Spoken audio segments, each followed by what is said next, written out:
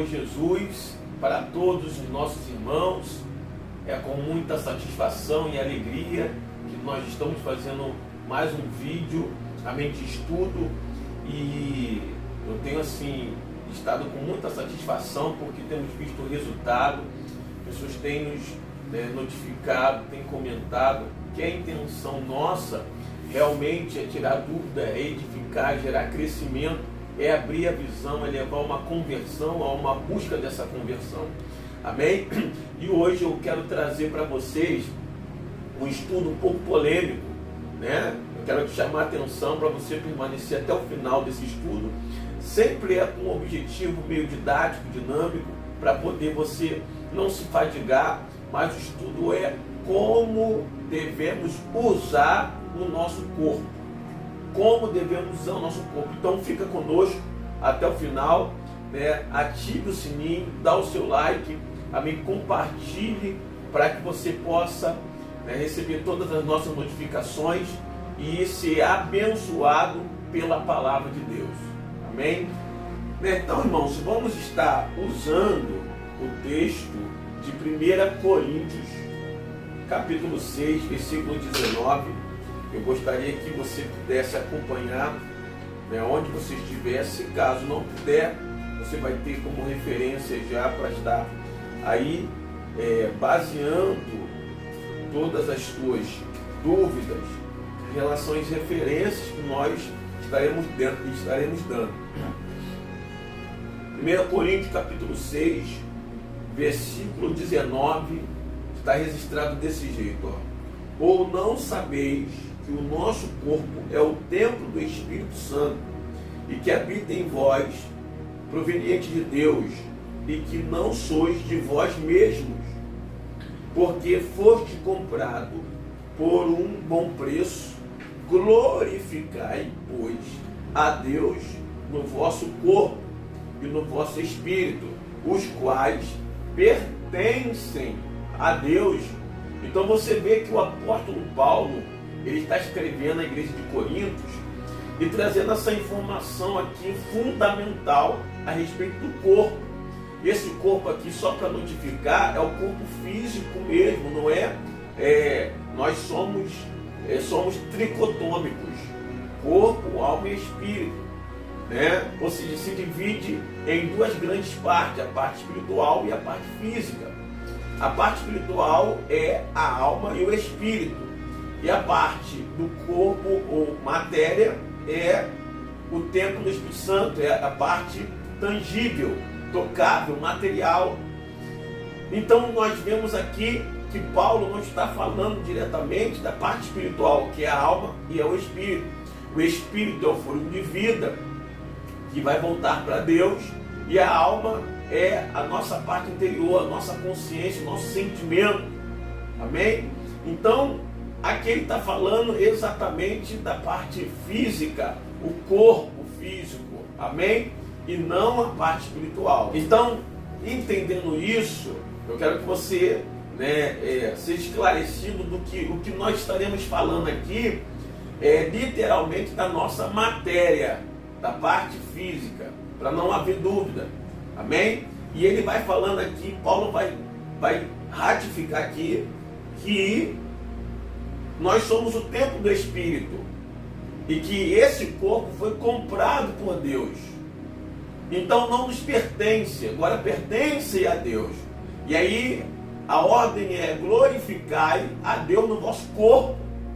Então aqui está nos mostrando como devemos usar o nosso corpo. O nosso corpo tem que ser, instrumento de glorificação a Deus. Ou seja, resumindo, concluindo em uma palavra aqui, tudo que venha glorificar a Deus, nós devemos usar. E ao contrário, tudo que não vai glorificar a Deus, nós não devemos usar. Então você entende que há esse divisor de águas aqui bem claro.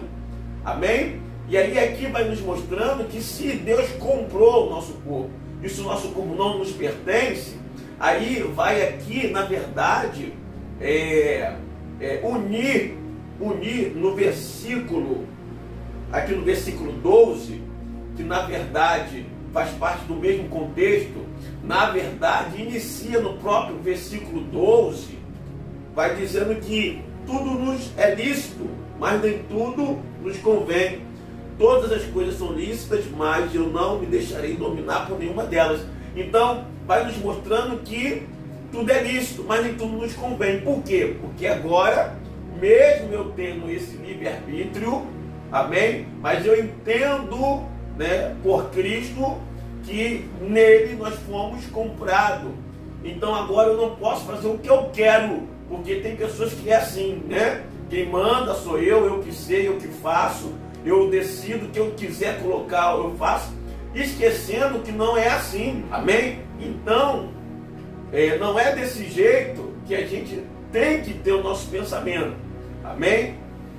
E aí, vamos prosseguir, vamos dar, né, prosseguimento a um outro ponto que eu quero generalizar, né, para que a gente entenda esses mau uso do corpo. Há vários exemplos que a gente pode dar, eu vou dar aqui alguns, amém? Né? O mau exemplo, como é o mau uso do corpo, está aqui, eu coloquei como uma observação. Todo tipo de relação sexual ilícita, ou seja, prostituição, lascívia, adultério e aí por diante, amém? Né? Eu vou generalizar todo tipo de atos sexuais ilícita. O outro ponto, toda espécie de vício, ou seja, drogas, né, ligada realmente a crack, a cocaína, a maconha, né, os vícios ligados à bebida, cachaça, cerveja, né? Então você vê que a gente pode generalizar um outro exemplo de mau uso, parece que não passa desapercebido mais, daqui a falta de higiene, né? Ou seja, quando você não toma banho, quando você não escova dente, quando você deixa de assear o teu corpo, né? Também é um mau uso, né? O outro exemplo que eu coloquei aqui, a má alimentação. Às vezes você não se alimenta na forma correta, com os alimentos corretos, às vezes em horário desproporcional, né? Ou não se alimenta como, né, deveria. É o mau uso do corpo, né? E por último, também a lascívia, que é o mau uso do corpo. Só que a lascívia é a parte do mau uso na área espiritual. E os outros exemplos que nós demos foi na parte material. Então você vê que todos esses exemplos estão nos mostrando, né, sobre o mau uso do corpo. Bem, a gente está generalizando. Só que eu disse aqui que tudo isso, na verdade, traz doenças, traz danos, traz enfermidades, né? Traz problemas na saúde. Só que todos os exemplos que eu dei é no corpo físico. E a lascívia é gerada no corpo físico, mas danifica a alma. Amém? E aí, o que significa aqui um termo que nós iremos usar, que está aqui em 1 Tessalonicenses 5:23. 1 Tessalonicenses 5:23, né? Eu gostaria que você abrisse, tem um termo aqui que Paulo usa, muito interessante, para nós estarmos baseando essa nossa informação. 1 Tessalonicenses 5:23 está assim, ó: e o mesmo Deus de paz vos santifique em tudo, e todo o espírito e alma e corpo seja, plenamente, ou seja, completo, seja plenamente conservados, irrepreensíveis para a vinda do nosso Senhor Jesus Cristo. Amém? Então você vê que Paulo traz essa referência aqui maravilhosa, mostrando que a nossa tricotomia, corpo, alma e espírito, precisa estar dentro da mesma caixinha, né, de santificação, né? E a gente às vezes tem aquele jargão, né, que Deus só quer o coração, que Deus só quer a alma, né, que Deus não quer o corpo, que roupa não salva, né, que roupa não ajuda em nada, né, não tem nada a ver. Então são os jargões que a gente vê de pessoas desorientadas e colocam tudo isso que nós estamos lendo como fosse doutrina de homens. E está escrito na palavra. Amém? Então você vê que isso tudo não é invenção humana, está escrito. Uma outra referência que a gente vai usar agora para poder, porque assim, é uma questão de muitas dúvidas, muitos questionamentos, tanto da nossa igreja local, de membros nossos, tanto de pessoas de fora, a falta de orientação, de pregação, de ensino a respeito dessa área. As pessoas não gostam de tocar nesse assunto, né? Porque mexe com a ferida do homem, da humanidade, né? Por causa da carnalidade, dos impulsos carnais, da concupiscência. Amém? Tem uma referência ligada ao que nós estamos falando, só que eu quero me prender em uma pergunta que muitas pessoas fazem a respeito da lascívia, que é a forma de se vestir, a forma de se portar com o corpo, qual o tipo de roupa, de vestimenta, achando que isso não tem orientações bíblicas para isso, né? Com a forma de enfeites, de brinco, de pingente, que isso representa, né, o corpo físico, né? É doutrina de homem, doutrina da Bíblia, o que é isso? Amém? Aí está aqui, ó, uma referência que a gente precisa ver em Gálatas, capítulo 5, Gálatas capítulo 5, vai falar sobre as obras da carne e o fruto do Espírito. Eu não vou ler tudo, vou entrar só na questão das obras da carne, ó. Porque as obras da carne são manifestas, na quais são prostituição, impureza, tá aí, ó, lascívia. É o terceiro assunto na lista, lascívia. E o que é lascívia? Aí lascívia, eu botei aqui observação, como está no dicionário bíblico, é propenso à sensualidade, luxúria descontrolada.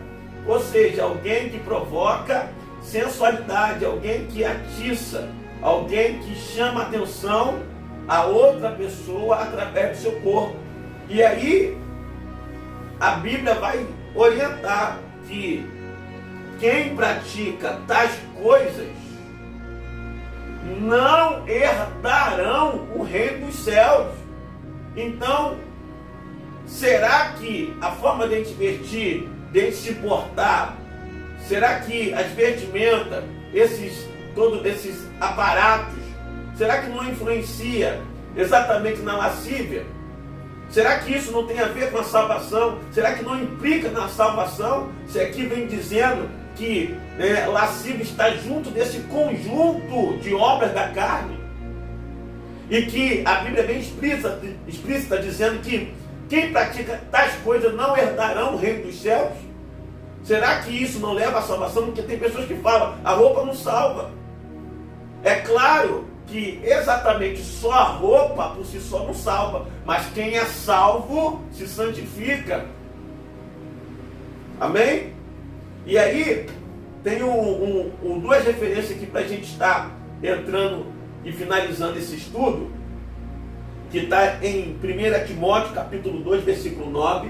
1 Timóteo, capítulo 2, versículo 9, que vai nos dar aqui uma referência também muito boa. Paulo, não é qualquer um, hein?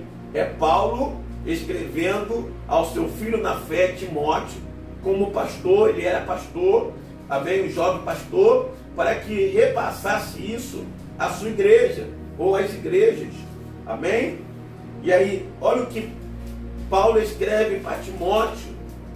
E isso, irmãos, é no Novo Testamento, porque tem pessoas aí, teólogos, ou pessoas que querem enfeitar, ou querem manipular a Bíblia, ou querem desfazer dessa veracidade do Evangelho, ou da pregação de Paulo, as cartas paulinas, né?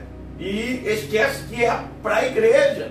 Então vem até o dia de hoje. Além de vir para a igreja, está no Novo Testamento. Então não tem por que não aplicar para o dia de hoje.